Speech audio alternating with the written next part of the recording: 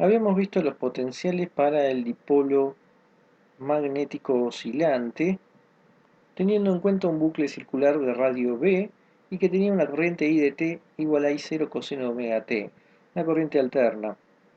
Vamos a hacer ahora lo mismo, pero con un I de t general. Vamos a necesitar las fórmulas de los potenciales retardados. Acá tenemos lo que necesitamos. Esto es el mismo diagrama que teníamos antes, nada más que ahora vamos a tener un I de t general, pero la idea es hacer las mismas aproximaciones de modo que nos quede alguna especie de expansión multipolar. Como este bucle circular que tenemos es neutral, el potencial eléctrico tiene que ser igual a cero. Ahora lo que sí hemos puesto es que la corriente solo dependa del tiempo, no de la posición, por lo tanto el I va a estar solo dependiendo del TR, del tiempo de retardo, que es T menos R sobre C. Ahora, no vamos a poder hacer las mismas aproximaciones que hicimos antes, y nos referimos específicamente a la que utilizamos en el caso de la distribución de carga arbitraria. Teníamos que para el vector potencial magnético cambiábamos el R vector separación por un R de campo, pero eso no nos va a servir porque para nosotros P va a terminar siendo igual a cero y no queremos que el vector potencial magnético nos dé cero, no es una buena aproximación. Así que eso no lo vamos a hacer. Lo que sí vamos a usar es la aproximación 1 del caso en el que teníamos la corriente I0 coseno de omega t. La aproximación sigue siendo para el R vector separación. Es decir, en principio acá no está metida la corriente, sino que simplemente sobre el 1 sobre R vamos a traer esta aproximación. Vamos a anotarla por acá, 1 sobre R es aproximadamente 1 sobre R, 1 más B sobre R, seno de tita, coseno de phi prima. ¿Quién va a hacer el dl del bucle? Ese dl' va a ser B, que es el radio, de phi prima, que es nuestra variable phi prima para recorrer el bucle, y esto está en phi versor. Esto también lo podemos escribir en cartesianas, menos seno de phi prima x versor, más coseno de phi prima y versor, por el de phi prima. Ahora sí vamos a meternos en el I de t menos r sobre c, pero simplemente metiendo la aproximación de el r, es justamente que r vector separación es r por 1 menos br seno de tita coseno de phi prima. Eso escribámoslo por acá, r, la aproximación es r1 seno de tita coseno de phi prima.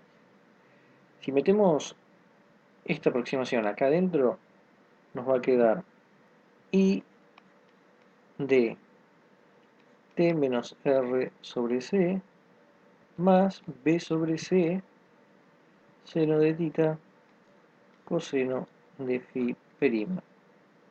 Esto lo podemos escribir como I de t0 más b sobre c seno de tita coseno de phi prima, donde t0 es igual a t menos r c. Y ahora metemos una aproximación a primer orden de esta función, que eso va a ser I en t0 más I punto de t0 bc por seno de tita coseno de phi prima. Es decir, esto es una aproximación a primer orden de Taylor, sabiendo que b es muy chico. Ahora sí, metamos todo adentro del A de RT. Esto va a ser igual a un 0, 4pi de afuera, integral, y ahora metemos la aproximación de 1 sobre R, que es todo eso. Lo ponemos primero, 1 sobre R, 1 más b sobre R, seno de tita, coseno de phi prima. Y ahora ponemos la otra aproximación, la del i. Vamos a ponerlo sin el t0 para que haya más lugar. Esto es i más i punto bc seno de tita coseno de phi prima.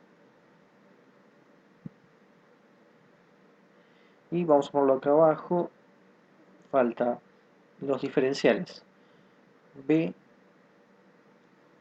menos seno de phi prima x versor más coseno de phi prima y versor. Y el de phi prima. Ahora hacemos otra aproximación que es tirar el término que va a quedar con b al cuadrado. Nos va a quedar mu 0, el b lo sacamos afuera, 4pi r. La integral es entre 0 y 2pi, dando toda la vuelta al bucle. Y nos va a quedar i más i punto b sobre c, seno de tita, coseno de phi prima, más i br seno de tita, coseno de phi prima, es decir, los términos que no son de orden cuadrado, es decir, este por el i, que es este, y el 1 por este, que es el de i punto. Y acá viene todo esto sin el b.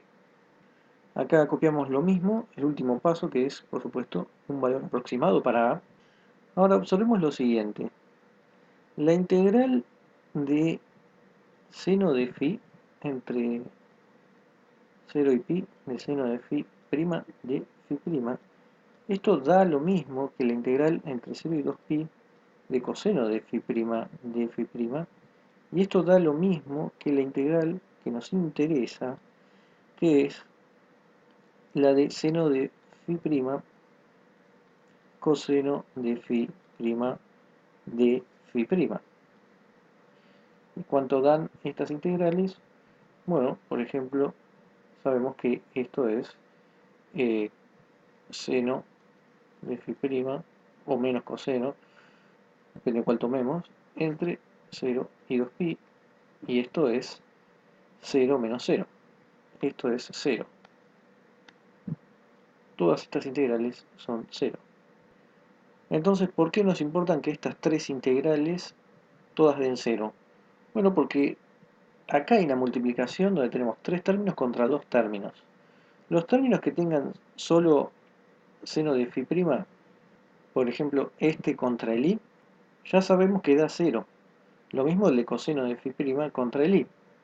Y también los que tengan seno de phi prima, coseno de phi prima, como por ejemplo los que son cruzados en el sentido de seno de phi prima contra coseno de phi prima, y también seno de phi prima y este coseno de phi prima. Todos esos términos dan 0.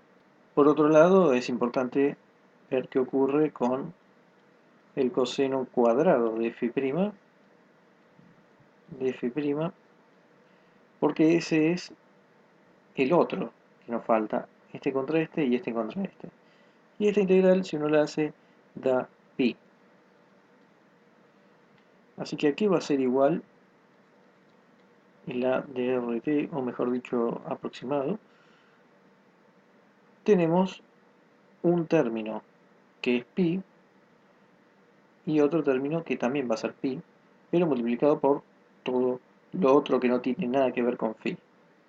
Es decir, vamos a tener mu 0 b 4 pi r y un término que es pi por b sobre c seno de tita, y tiene un inversor, más, acá faltó un i punto, vamos a ponerlo acá, y ahora lo mismo, pi b sobre r seno de tita inversor.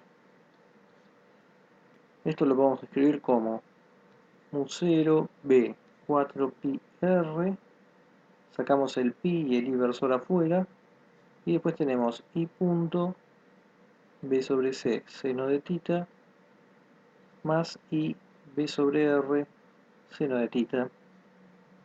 Y ahora lo que vamos a hacer es poner mu 0 b cuadrado, sacando un b factor común, 4, cancelamos el pi, y sacamos también un r abajo del factor común, de modo que acá quede r cuadrado. Así que el b se fue. Tenemos el i punto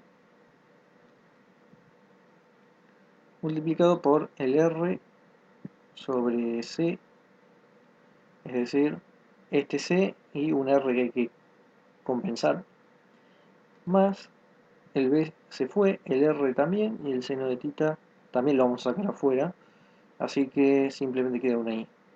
Y faltó entonces el seno de tita. Y el inversor, esto es lo que nos queda, la aproximación con un i general. Pero hay que recordar que las aproximaciones que usamos, en particular la aproximación 1, venía de el camino que habíamos hecho para el dipolo magnético oscilante con el caso de t igual a I0 coseno omega de t. Y en ese caso usábamos para la aproximación la ley de los cosenos para un triángulo que estaba hecho con la condición de tomar un punto R de campo que estaba por arriba del eje X. Entonces después, si algo nos terminaba quedando en inversor, era simplemente para ese punto, pero si hubiera sido para otro punto, en realidad la generalización era que quedaba en Fiversor, que es justamente inversor solo para X, pero después siempre apunta en Fiversor. Eso lo habíamos dicho en ese caso, pero también va a pasar en nuestro caso, donde por un lado el inversor se va a transformar en Fiversor, pero por otro lado la otra aproximación es que los términos que vayan como 1 sobre r cuadrado van a ser despreciables, y eso es lo que ocurre con el término de i. El de i punto no, porque se cancela esta r, haciendo entonces que el a, la aproximación final que tenemos es mu 0 b cuadrado 4c i punto, vamos a ponerlo que depende de t0, que es t menos r sobre c, seno de tita r en phi versor.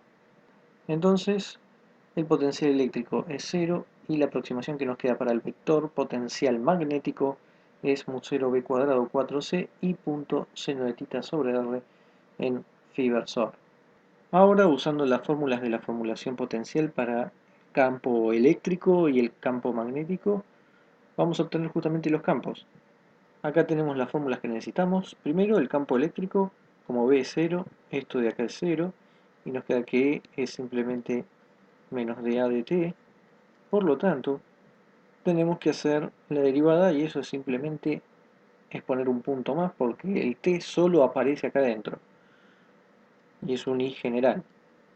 Por lo tanto, esto va a ser menos mu 0 b cuadrado 4c i punto punto de t menos rc seno de tita sobre r phi versor.